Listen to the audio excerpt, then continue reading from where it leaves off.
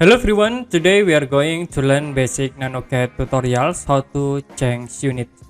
Okay, here I will create for example objects. We create line with length 50 and use the dimension linear to set dimension into this line object. Okay, you can see we have this dimension 50 in decimal.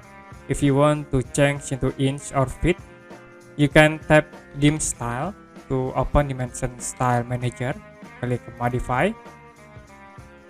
After it, you can go to primary unit step and then you can change unit format in here like into architectural, so to be automatically used for inch and feet.